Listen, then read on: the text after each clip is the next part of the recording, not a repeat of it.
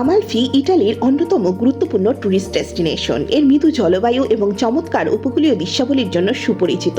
পাহাড়ি উচ্চ ঢাল এবং মনোরম পাহাড়ি বাড়িগুলো জাস্ট দেখার মতো, আর জায়গাটি লেবু চাষের জন্য বিখ্যাত।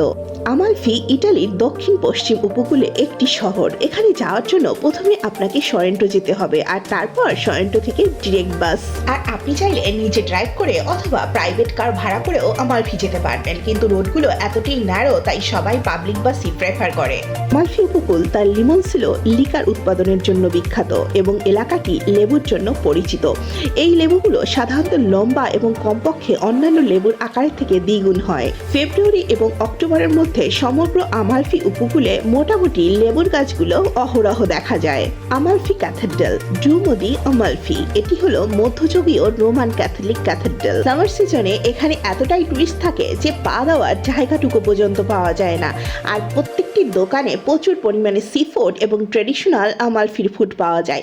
এখানকার আচার, চকলেট খুবই বিখ্যাত। সবচেয়ে উল্লেখযোগ্য হচ্ছে প্রত্যেকটা জিনিসের মধ্যেই এরা লেবু ইউজ করে থাকে, সেটা ডার্ক চকলেট হোক কিংবা হোয়াইট চকলেট, সবকিছুতেই লেবু মাস্ট। ইনফ্যাক্ট জায়গাটা দিয়ে হাঁটলে আপনি সবসময় লেবুর সুগন্ধই পাবেন।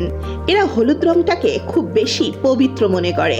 সব জায়গায় হলুদ, হলুদ জামা, হলুদ জুতা, হলুদ সাবান, শ্যাম্পু, সবকিছুই হলুদ কালার। হলুদ হচ্ছে এদের পবিত্রতার প্রতীক। চারপাশটা এতটাই সুন্দর, সেটা শুধুমাত্র এই ভিডিওতে উল্লেখ করা সম্ভব নয়। এদের চারপাশটা দেখলে মনে হবে যেন হলুদের সমারোহ।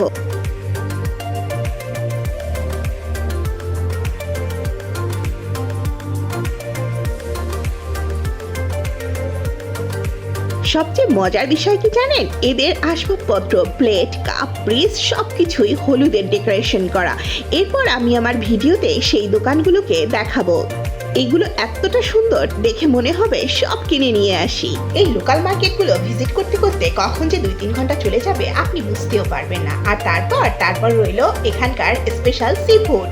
সি ফুডগুলো সাধারণত কোনের মতো ওয়ান টাইম প্যাকেটে লেবুর সাথে সার্ভ করা হয়। আপনি আপনার পছন্দ মতো মাছ চুজ করতে পারবেন।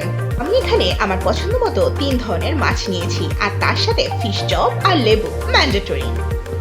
এক্সপ্লোর করতে করতে আমরা দুজনেই টায়ার্ড। এবার দেখা হবে নতুন কোনো ট্রাভেল এক্সপিরিয়েন্স নিয়ে। ততক্ষণ অবধি বাই বাই।